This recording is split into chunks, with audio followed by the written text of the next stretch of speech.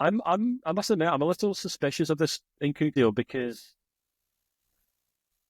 over the course of his time at Leipzig, he progressively became more and more and more of a central player. He wants to play as a number 10, and then eventually he wants to play as a kind of false number 9 or almost as a striker. He was Leipzig's talisman. There's no two ways about it. He was the highest player up the pitch. He was the guy in the box finishing the moves. And he moved to Chelsea, and the reason he hasn't played for Chelsea is because they have a striker doing that in Nicholas Jackson, and he can get in over Nicholas Jackson. So, to all intents and purposes, Nkunku is closer to number 9 these days than he is to a winger. So, I understand he's a great player, and if Bayern can pick him up on a relatively cheap deal, I can understand why they're jumping at that because it clearly wants to sign him for the last 5 or 6 years. But I don't know, Manu. Where does he actually fit into this team when you look at that starting 11? Yeah, I grappled with that yesterday. I tried to put it in words for a piece that I did on Transfermarkt. And I have to say there was a bunch of shortcomings in my thinking. It's one of those articles when you write it and you afterwards think like, oh, I could have added a billion other things too. Both positive and negative, right? Which really makes, I think, really puts into context where this deal is at, right? In terms of a fit for Bayern Munich, because I wrote quite a bit about Christopher Nkunku when he was still in the Bundesliga and playing for Leipzig. Did a trip out there too to see him live in one of the a couple of the Champions League games, and he was part of that 4-2-2 formation that they used at the time and played sort of off Timo Werner, and was more of a, although on paper he was a second number 9, he was really kind of playing behind, sort of in between Dani Olmo and Timo Werner, and Werner often drifted off to the flanks, and then Nkunku was able to go through the middle then, right? Very much like a complete forward, but he was not an all-out number 9. And also you have to remember too that he was very much a product of a counter-attacking team at Leipzig, right? And so that is where I'm looking at this and say, well, he's not going to have that at Bayern Munich unless, and this is maybe something, and I was reminded of that listening to the excellent Süddeutsche Zeitung podcast yesterday, where they talked about the current status of the league and where the title race is at, and they were saying that although Bayern are probably still favored to win the title, the one thing that Bayer Leverkusen have this year, and that's probably what cost them points at the start of the season, and the one thing that Bayern Munich don't have yet, Leverkusen at the start of the season developed a plan B, right? Alonso managed to tactically evolve the team at the cost of a few points here and there, but now it's really working for them. They're not only being this possessive attacking style football, they can also sit deep and sort of wait and absorb pressure, and they've done it a few times now, right? And including in big games, and hit teams on the counter attack. It cost them a few harsh lessons, at the results in the beginning of the league and the result in Liverpool come to mind. But now it's working, and it makes them a more complete team, which makes them a really dangerous challenger to Bayern Munich. The point I'm trying to make is Kompany doesn't have a plan B yet, right? He might get there eventually, and maybe this Nkunku transfer is part of this, that he's like, oh, maybe if we play in the Champions League against Real Madrid or Liverpool, we might actually have to sit deep and absorb pressure. We can't play like Bayern Munich always play if we want to actually win the title in the Champions League. And I think the Champions League is actually wide open this year, right? Because Man City are not Man City, Real Madrid are not Real Madrid, Liverpool are dangerous 100%. They are probably the favorites right now together with Barcelona to win it. But, they're not unbeatable like Real Madrid or Man City were in the years prior, right? If you met them, you would need a really, really good day. And even then, it was hard.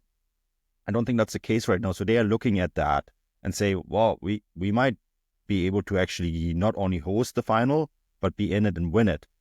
And I think maybe that's where Nkunku comes in, that Vinny Kompany looks at the squad and is like, yeah, we're really good at possession. We're really good at passing the ball around. And we struggle scoring goals though, right? If Harry Kane doesn't score, and if Jamal Musiala is sick, then we have issues. We need a lucky penalty here and there to maybe get through. And I maybe this Nkunku deal is something where they said, like, we need a different type of number 9. If you classify him as a number 9, I think you can. He's not traditional in a traditional sense, But I think that's maybe where they're going at with this, that they're saying like we have one style of play, and if that doesn't work, we're kind of screwed. And I think that's maybe where Bayern Munich are thinking here with Nkunku. Yeah, it's a great point. It's a really great point. It's not really something I considered, really, that he could just almost be like, well, he's a match winner, isn't he? He's a match winner. And I think that's the one thing he has over Leroy Sané, Serge Gnabry, and Kingsley Coman. He's a bona fide match winner. Not saying these guys haven't won matches. Of course they have. They've played enough football to have done stuff like that. But he's, if as you said, if you're in the semi-final of a Champions League, who would Bayern Munich fans rather have on that left wing? Is it Kingsley Coman, Serge Gnabry, Leroy Sané, or Christopher Nkunku? And I think 9 out of 10 of them would say Nkunku. Maybe Coman, because, you know, he can be, as you've kind of said in the past, that kind of two-way player. He can play a defensive role if necessary. But I think Nkunku could play a left-wing role better than just about anyone the Bayern have in the team right now. I guess the question is whether he'd want to play that left-wing role. You know, whether his evolution as a number 9 at Leipzig was just due to that's what worked out, and he was just happy playing wherever suited him. And it just so happened that Leipzig playing as a number 9 worked for him. Then fair enough. He has played in the left for Chelsea. It's not as if he refuses to do it, and he's done a decent job of it. So, you know, I could easily foresee him playing as a left winger, or filling in as a number 10 when necessary. I mean, we saw Thomas Müller filling in there against Gladbach. And, you know, with the best goal in the world, he looks about 54 now. So they need someone else that can play that role. And as we said, you know, if Tell does move the other way, then Nkunku can play up front. He can play as that number 9 if or when called upon. So he immediately improved that squad to no end. As you said, he's a match winner. He's a better option on the left, and he's a great option to kind of come in as a striker or as a number 10. And I guess he's happy to do that. I'm sure he's well aware of who's in that Bayern team and who he's knocking out. But he knows he's not knocking Musiala off the number 10 position. He knows he's not knocking Harry Kane out at number 9. But he's probably looking at left wing spot and thinking, and his agent's probably whispering in his ear, "Oh, they're selling Leroy Sané next summer. Don't worry about him." And Kingsley Coman's on the downward spiral, and Serge Gnabry's not the, you know, he's not the handsy flick super sub that he once was. So yeah, that left wing position is certainly up there for grabs. So it makes sense. It definitely makes sense, and I think it makes Bayern better. But it just comes down to whether it's a deal that suits all parties, and whether Nkunku is happy spending the next 4 or 5 years at Bayern playing as a left winger.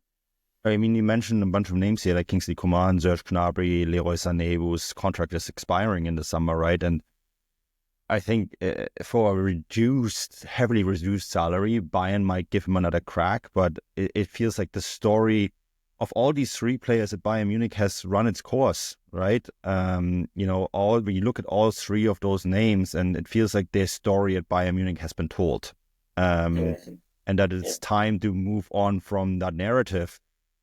I mean, one of the issues, and we've talked about it in this podcast, Kompany's football is very beautiful to watch, but it's so toothless at times. And you look at the Bayern squad and you say, like, okay, Harry Kane can score goals. He'll bail you out when it matters, right? And he did against Gladbach.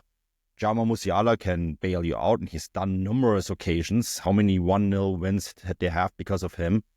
And then you kind of look at the rest of this attacking line. You say, yeah, maybe Michael Olise, he's good. You know, maybe he'll pop up and score a goal. But how often has that happened this year? And then you kind of look at Serge Gnabry, and he's like, wow, the days of him scoring goals, like, it's been a while, hasn't it? Like, you know, a few games where he hasn't scored a goal, and, you know, it's kind of like we can't really rely on him. And then you look at Kingsley Coman, and it's like, yeah, he scored that winner in the Champions League, but he isn't really a goal getter either. And then Leroy Sané is, I mean, his biggest issue, I find, is that he doesn't have the ability to play just a normal game. He either is great or he's just terrible, right?